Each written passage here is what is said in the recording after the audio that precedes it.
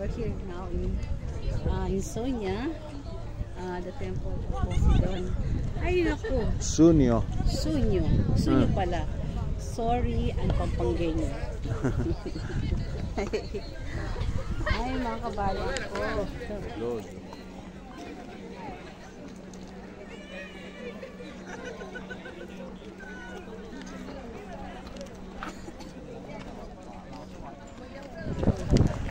We are now here in the temple of Poseidon.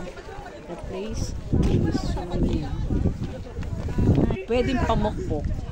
Pwedeng pamukpok sa mga taong matigas ang ulo. Yan. Yan, mga kabayan ko.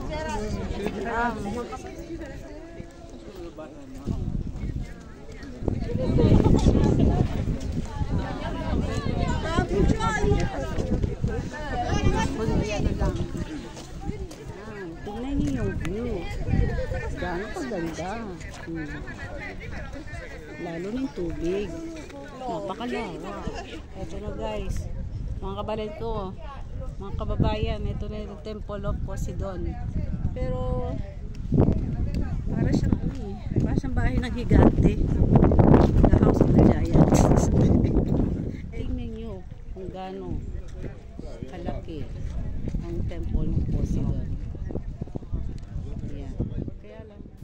Mga kabalen ko, itong templo ng Poseidon ay isang sinaunang templong Griego sa Sunyo na nakatuon sa Diyos na si Poseidon. Mayroong katibayan ng pagtatayo ng mga santuaryo sa Kapa noong ika-11 siglong bago kay Jesus, ang pinakasikat ng mga templo ng Sunyo.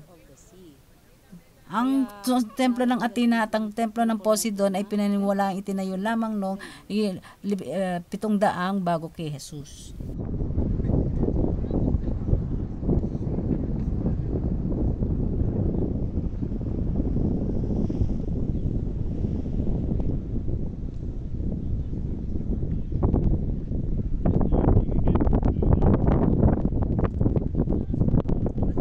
Marami mga taga-Italy kasi malapit lang dito sa Greece kaya karamihan magaganda.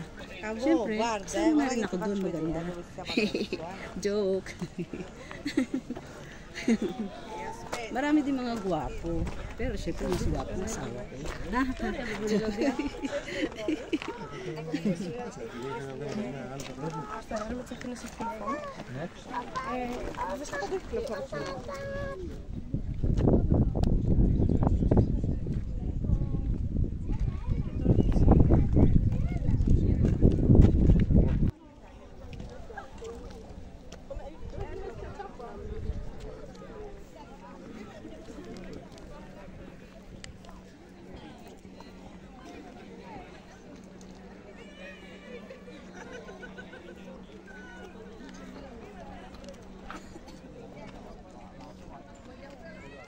Ang dami mga tourist dito, ang dami mga talagang ibang lahi, may Korean, Chinese, Italy. Hindi ko alam yung mga iba, pero karamihan mga Italy ang mga pumupunta dito.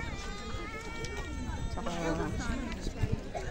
talagang mga social. Siyempre kami, kailangan social. Yan, picture mo.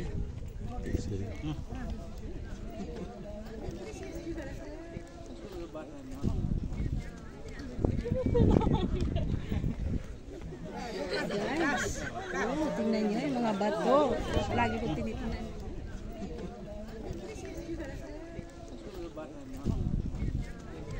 Ay grabe.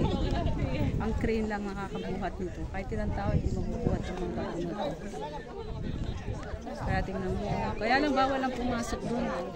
Baka raw matibag ang temple. Bawal kasi.